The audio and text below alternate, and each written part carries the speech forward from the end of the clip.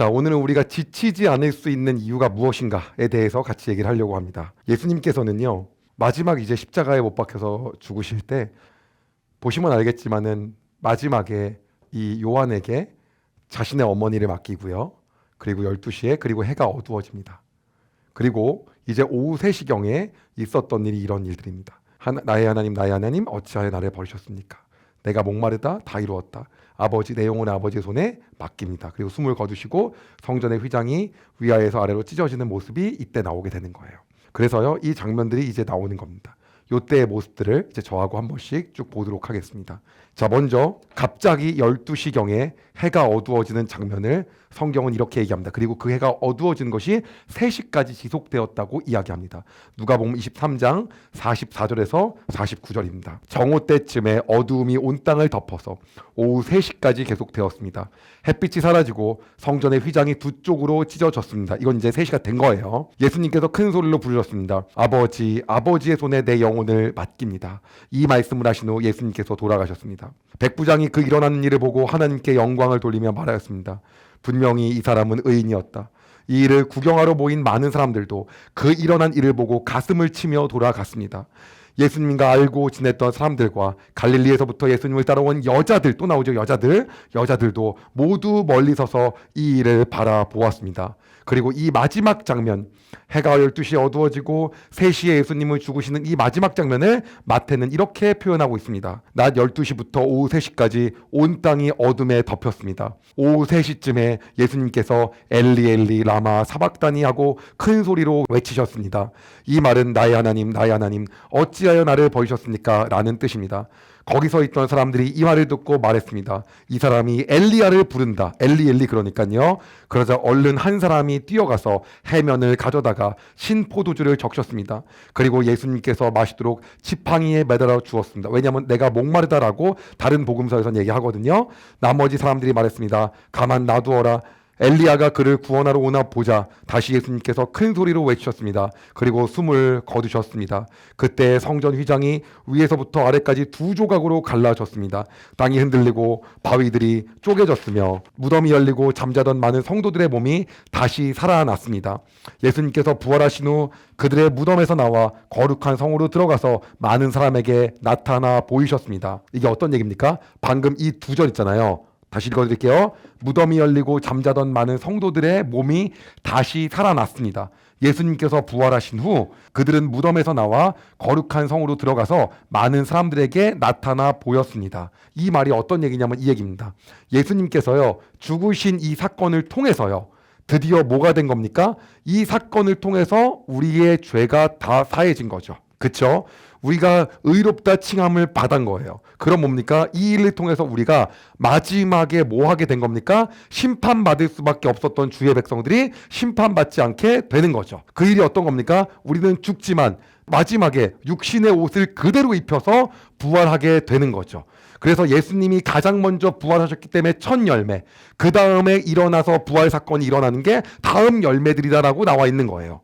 그렇기 때문에 그 일이 이제는 일어나게 되었다라는 미래의 예표를 얘기하고 있는 겁니다. 그리고 예수님께서 부활하시는 무덤에 나와 거룩한 성으로 들어가서 많은 사람에게 나타나 보였습니다. 우리가 그날에 예수 그리스도와 함께 영원한 천국에 입성하게 될 거란 얘기입니다. 그래서요, 대부분의 신학자들이 얘기하는 건 우리가 지금 당장 죽으면 어떻게 되냐라고 얘기했을 때 이렇게 이야기합니다. 예수님과 함께 거한다.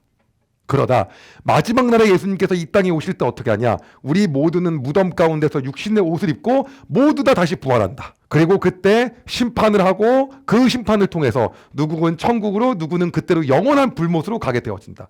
그때 우리는 예수님과 함께 어디로 가는 겁니까? 여기 나온 것처럼요, 거룩한 성으로 들어가게 되는 거예요. 이게 마지막이라고 예수님이 이때 미리 말씀을 하시는 겁니다. 우리는 그날을 기대하며 살아가는 거예요. 다음입니다. 예수님을 지키던 백부장과 병사들이 다시 이제 현실 모드로 돌아옵니다. 지진과 일어난 모든 일들을 보고 매우 놀라면서 말했습니다.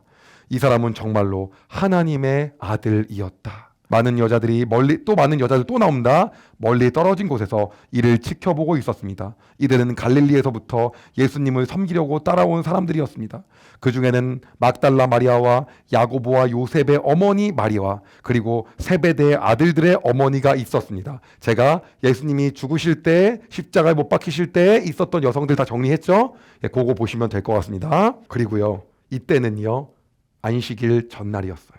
다음 날은 토요일 안식일이었고요. 그래서요 유대인들은 안식일에 십자가의 시신을 그대로 두는 걸 되게 부정하다고 생각을 합니다. 그래서 시신을 내릴 수 있게 해달라고 빌라도에게 허가를 구합니다. 예수님은 이미 돌아가신 상태였습니다. 그러나 사람들은요 이때 예수님이 정말 죽었는지를 한 번 더 확인하고 싶어 합니다. 그래서요 예수님의 옆구리를 이어 창으로 찌릅니다. 그러자 피와 물이 왈칵 쏟아져 나옵니다. 사실 로마인들은요 십자가의 사람을 죽이고 나서는요 한참이 걸리더라도 그냥 매달아 놓습니다. 왜냐?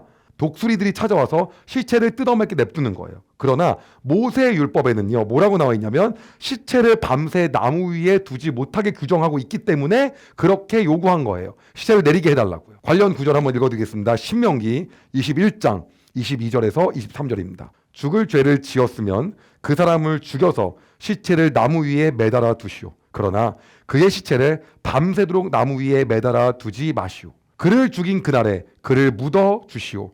누구든지 나무 위에 매달린 사람은 하나님께 저주를 받은 사람이요 여러분은 여러분의 하나님 여호와께서 주신 땅을 더럽히지 마시오. 뭡니까? 시체를 밤새도록 나무 위에 매달아 두지 마시오. 그리고 신명기에 뭐예요? 나무 위에 매달린 사람은 저주받은 사람이다 라는 것 때문에 유대인들이 누구를 그리스도로 인정할 수가 없는 거예요? 예수를요.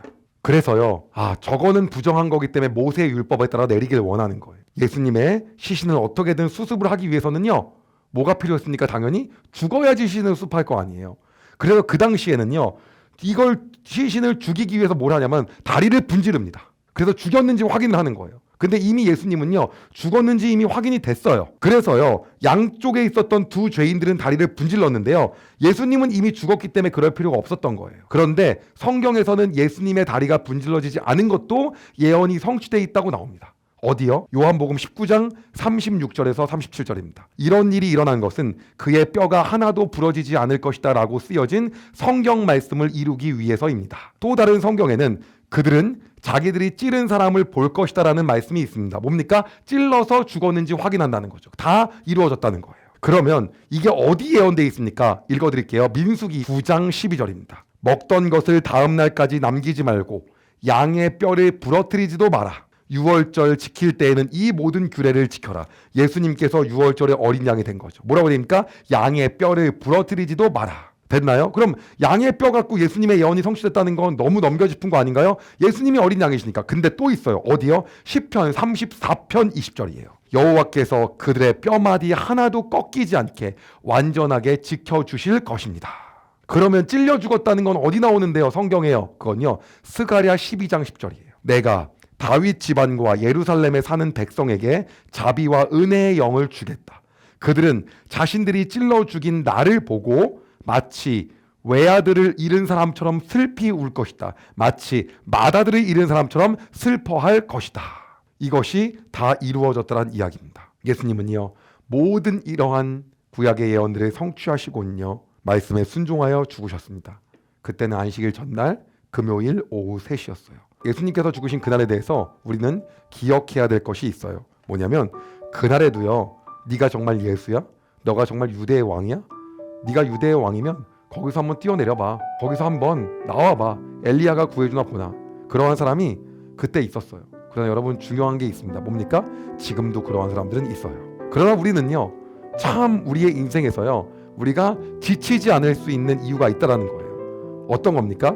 예수님께서요 살아나셨다는 거예요. 그게 핵심입니다. 오늘날에도 똑같이 말해요. 그때 어떻게 말했습니까? 네가 그리스도냐? 네가 메시아냐? 오늘날 어떤 겁니까? 신이 어딨냐? 혹은요 예수가 정말 신이냐? 예수가 원했던 것은 신으로서의 그러한 추종과 맹종이 아니다. 단지 사랑을 전하기 위해 온 것이다.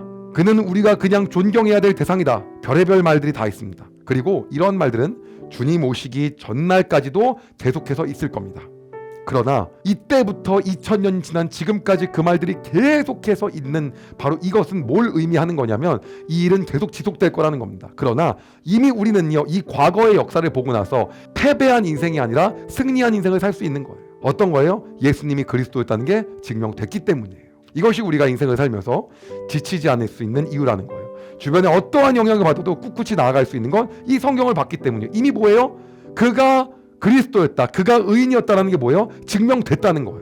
오늘은 우리가 이미 어떤 겁니까? 증명된 그 삶을 살고 있는 것입니다. 그래서 우리는요, 신은 없으니까 너나 잘 믿어라라는 사람의 얘기를 아무리 듣더라도요, 교회가 뭐가 그따위 있냐는 얘기를 아무리 듣더라도 우리는 예수를 포기할 수 없는 것입니다. 그리고 우리는요, 지치지 않고 나아갈 수가 있는 거예요. 오늘 여러분과 함께 그렇게 나아가기 소망합니다. 기도하겠습니다. 주님, 예수님께서 죽으신 그날 많은 사람들이 네가 유대의 왕이라면 십자가에서 내려오라고 이야기했습니다. 예수님을 믿었던 많은 사람들이 그 광경을 지켜볼 수밖에 없었습니다. 오늘날도 여전히 예수가 어디 있냐며, 신이 어디 있냐며, 신은 없다며, 예수 너나 잘 믿으라며 이야기하는 사람들이 여전히 많이 있습니다. 예수가 있다고 한다면 사람들이 왜 이렇게 사악하냐며, 예수가 있다고 한다면 어떻게 그렇게 살 수가 있냐며, 예수님을 부인하고 인간을 부인하고 예수의 신성에 대해서 무시하며, 그리고 그 예수님을 따라가는 삶의 모습에 대해서도 부인하는 것이 오늘날의 모습입니다. 그러나 이런 일이 2000년 전에도 있듯이 주님 오실 날까지 있을 것을 우리가 알고 있습니다. 그러나 우리 예수님께서는 승리하고 부활하셨기에 우리는 죽음으로 끝나지 않음을 너무나도 잘 알고 있습니다. 우리가 주변의 영향을 받지 않고 꿋꿋이 예수 그리스도를 따라가는 인생 살게 하여 주시옵소서. 그리하여 우리가 이 인생을 지켜나갈 수 있게 우리에게 믿음과 힘을 더하여 주시옵소서. 우리가 그 주님을 바라보며 나아가기를 소망합니다. 살아계신 예수 그리스도의 이름으로 기도드립니다. 아멘. 여러분, 은혜 많이 받으셨나요? 이 영상을 통해 더 많은 사람들에게 하나님의 은혜를 공유하길 원하신다면 여러분의 구독과 좋아요가 꼭 필요합니다. 오늘도 여러분의 삶에 하나님의 은혜가 가득하길 진심으로 소망합니다.